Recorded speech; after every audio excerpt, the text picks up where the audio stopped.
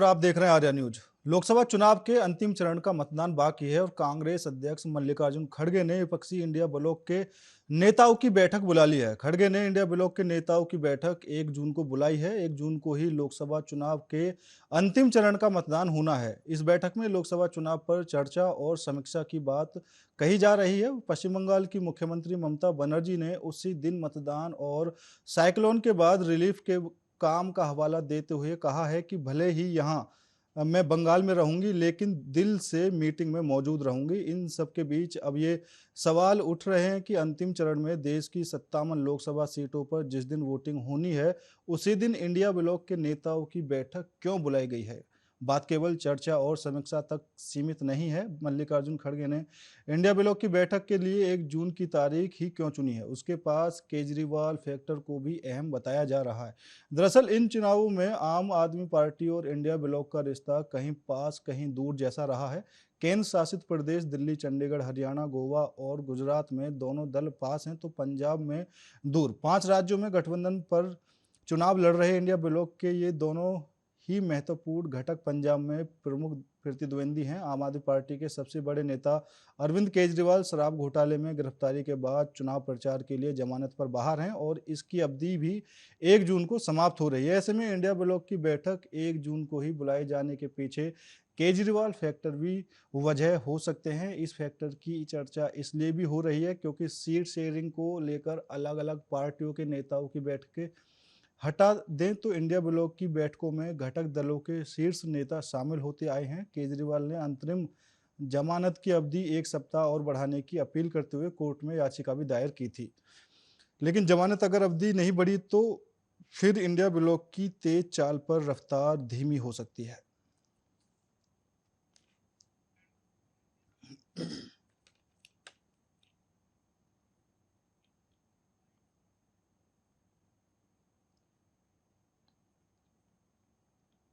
और इसी मुद्दे पर चर्चा करने के लिए हमारे साथ कांग्रेस से छविराज जी मौजूद हैं। सर, आपका बहुत बहुत स्वागत है। तो वहीं भारतीय जनता पार्टी से आलोक जी जुड़ चुके हैं। सर, आपका भी बहुत बहुत स्वागत है।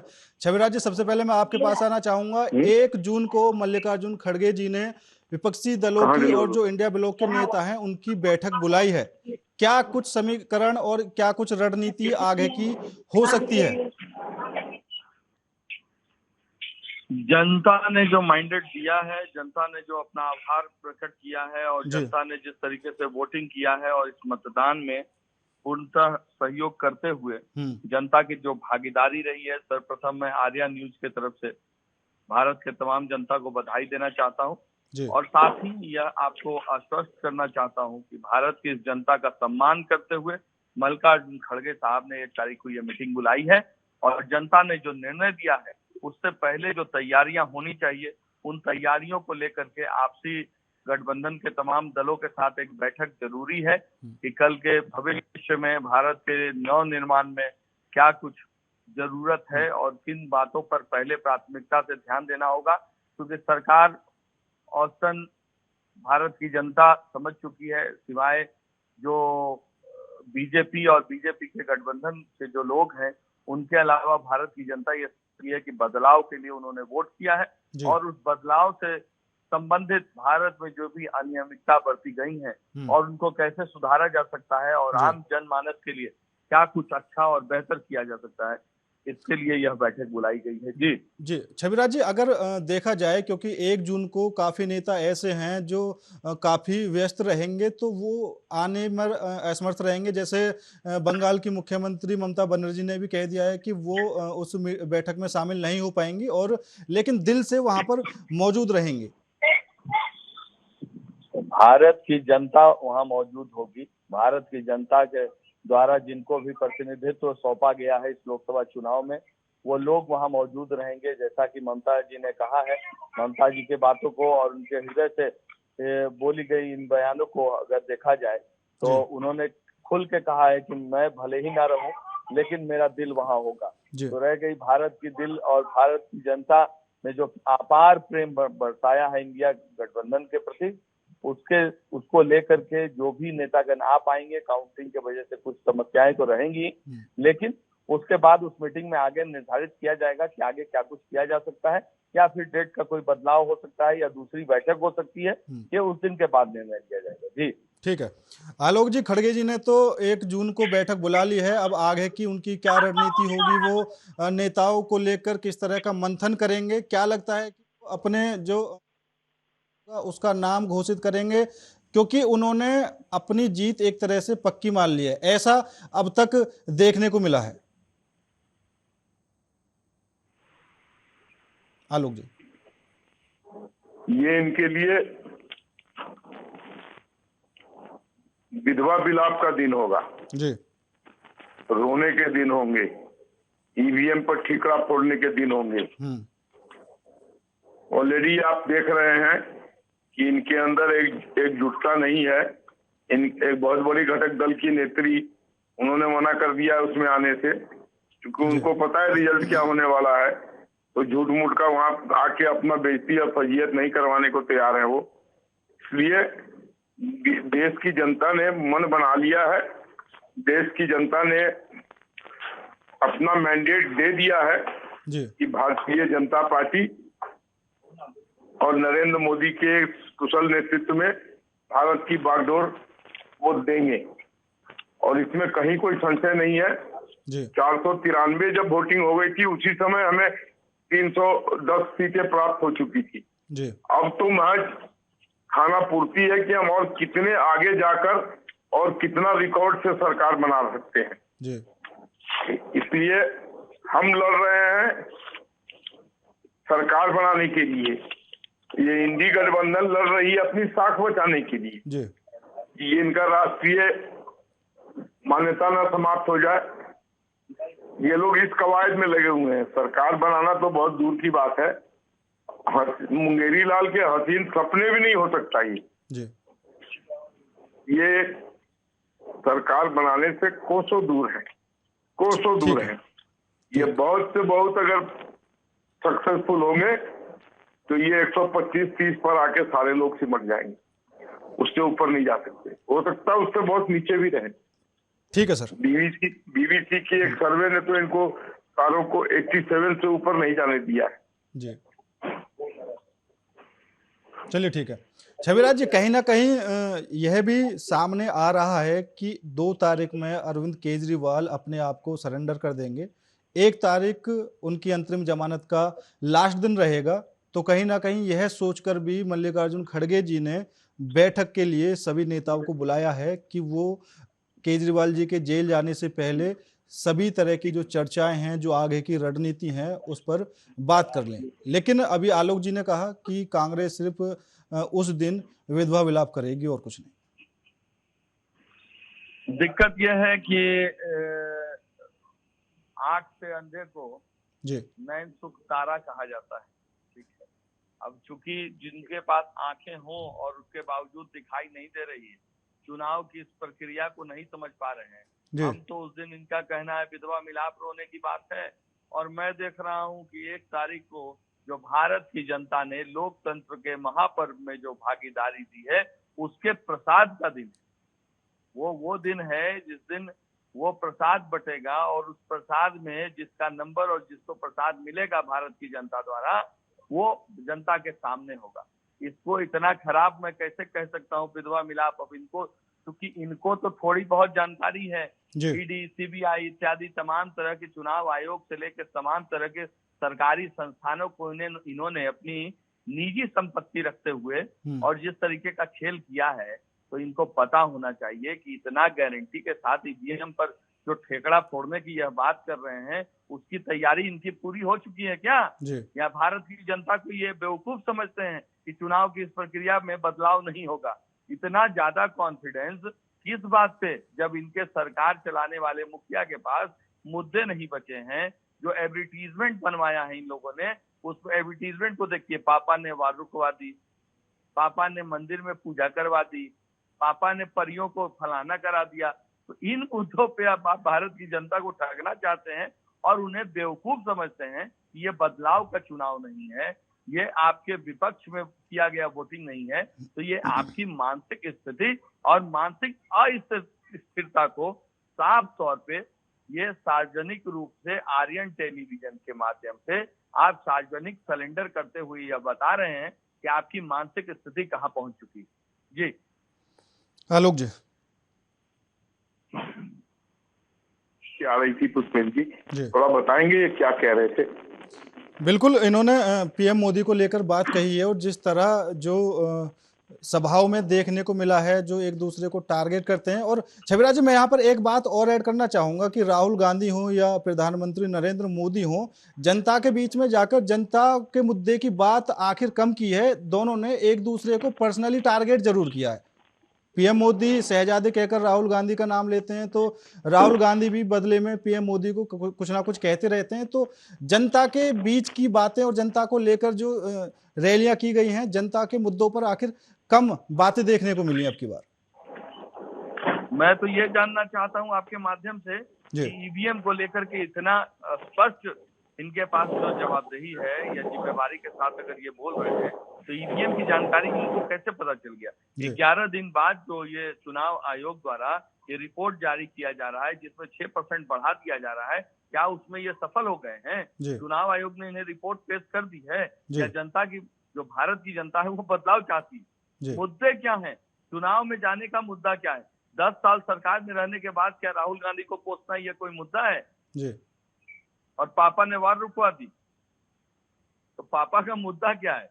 मुद्दा से बात करें ना कि मुद्दा पे, किस मुद्दे पे भारत की जनता ने आपको बहुमत दे दिया? ईवीएम की जानकारी आपको कैसे आ गई? इतना तटस्थ, इतनी पुख्ता जानकारी, सटीक जानकारी आपके पास कैसे आ गई? तो इसका जवाब देना आलोक जी। चलिए ठीक है आलोक जी, ईवीएम की जानकारी और जनता ने किस मुद्दे पर आपको बहुमत दिया है, अभी से जो सरकार बनाने की कवायद भारतीय जनता पार्टी की तरफ से की जा रही है, जो पहले से ही वो 400 पार का नारा दे रहे हैं और अपनी तरफ से जीत पक्की मानकर बैठे हैं।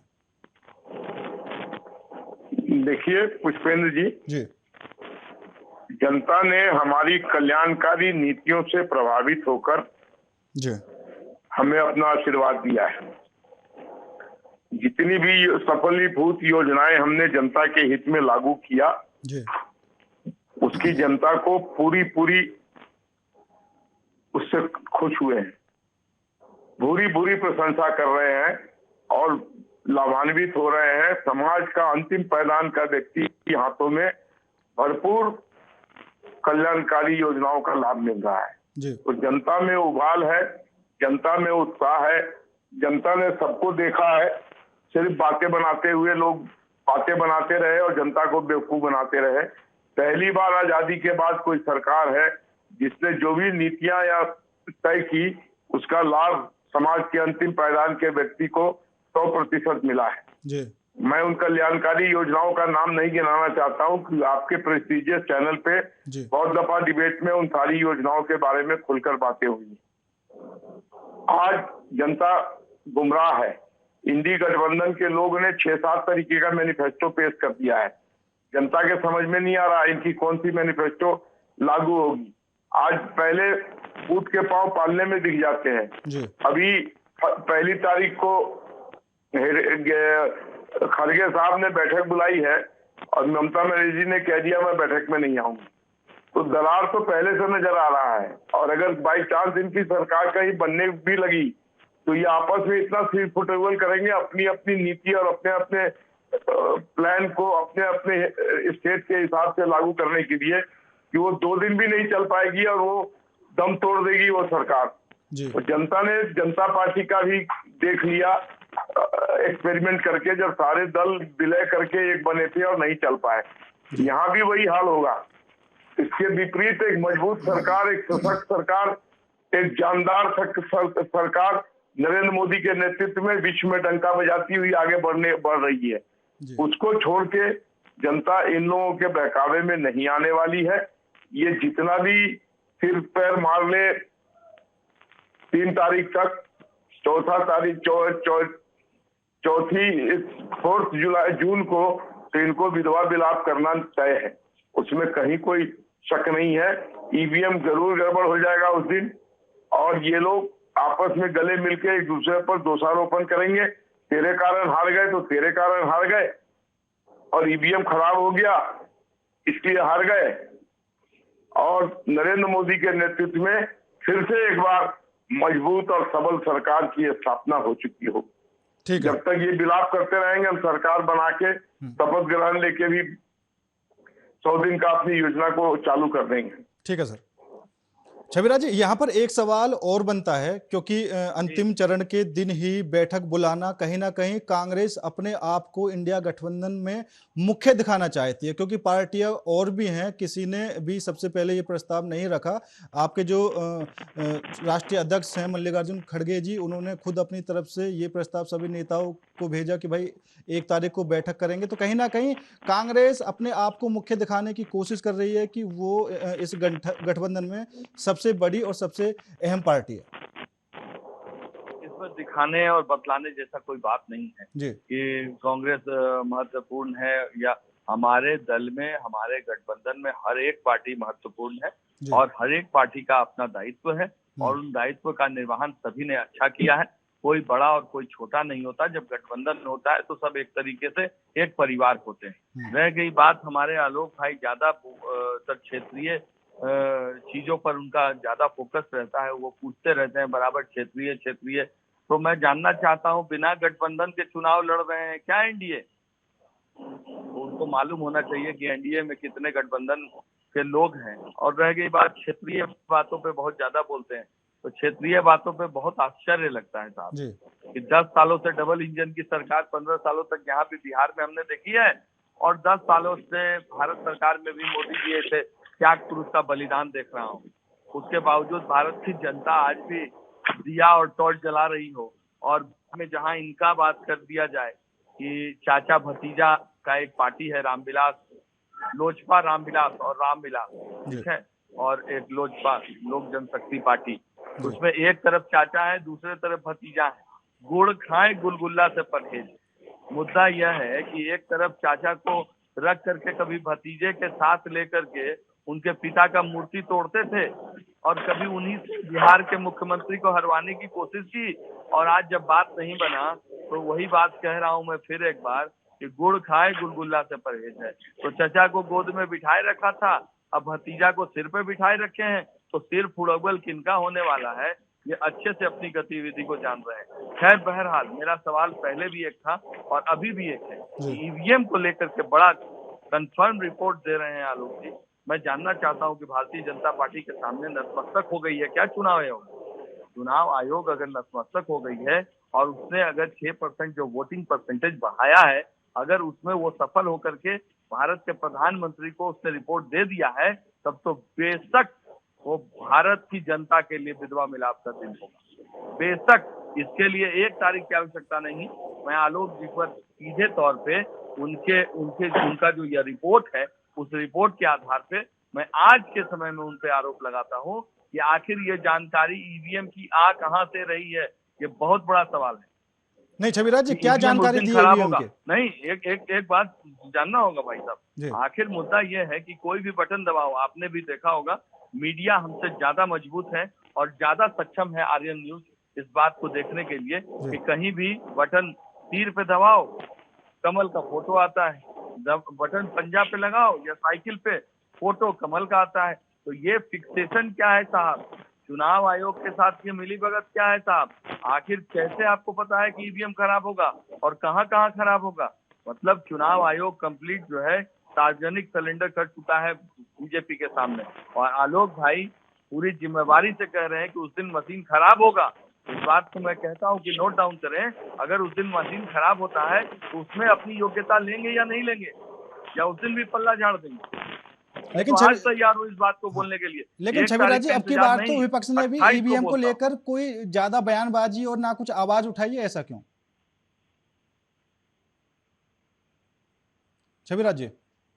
जी, अब की बार विपक्ष भी ईवीएम के मुद्दे पर इतना सीरियस नहीं दिखा है जो पिछली बार के चुनावों में दिखाई देता था, और पहले से ही ईवीएम को लेकर जो चीजें होती थी। हाँ जी, एक शब्द है ईमानदारी जी, ठीक है, और आपको पता है कि महज 28 पूंजीपतियों के हाथ से बिकी हुई यह सरकार ईमान की बात तो कर नहीं सकती।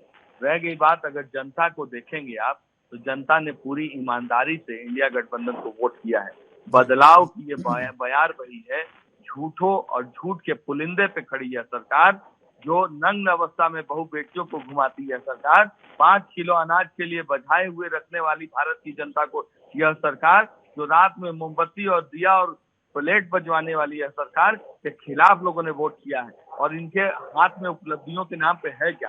पापा ने वॉर रुकवा दी, या फिर सोच जहां शौचालय, उन शौचालयों की स्थिति क्या है? आपने मकान देखा है बंगाल में, इन्होंने मकान दे करके प्रचार छपवा देते हैं और बाद में पता चलता है कि हाँ वो मकान उससे मिला ही नहीं। खैर बहरहाल अब बात कर लेते हैं, मुजरों की बात करते हैं प्रधानमंत्री अपने भाषण में, मंगलसूत्र की बात करते हैं अपने भाषण में। मुद्दा क्या है भाई साहब? मैं जानना चाहता हूँ मुद्दा क्या है? नहीं विकास छविराज जी, मुद्दा है, इंडिया जी का मुद्दा है विकास, बिल्कुल, विकास और विकास। हाँ। रह गई बात, लोगों ने जो वोट किया है वो सिर्फ एक चीज के लिए कि 30 लाख नौकरियों का वादा इंडिया गठबंधन ने किया है। और मैं एक बार फिर दोहराता हूँ कि हर गरीब महिला को चुन करके परिवार के एक गरीब महिला को 8500 रुपए खटाखट खटाखट खटाखट।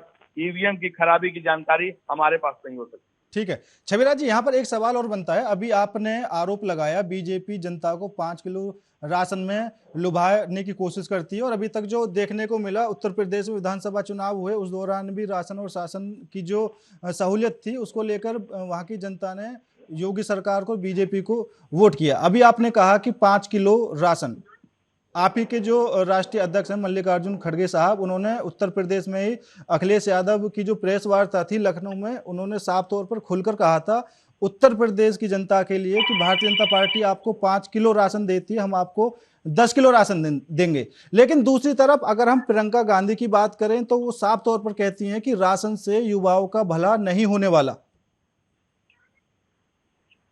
बात यहाँ पे साफ है साहब, जी राशन पारिवारिक तौर पे और जो लाचार लोग हैं, और राशन में एक बदलाव है साहब, ये देश का राशन है, ये देश का अनाज है जो देश की जनता तक जाएगा। इस पे मोदी जी का फोटो लगा करके और राज छविराज का फोटो लगा करके उनको ये नहीं बताया जाएगा कि आपको भीख में दिया जा रहा है। नहीं, ये भीख नहीं, ये उनका अधिकार है। रह गई बात प्रियंका जी ने जो कहा, मैं उसकी सफाई दे दूं। प्रियंका जी का कहना है युवाओं को अनाज की नहीं, युवाओं को नौकरी की आवश्यकता है।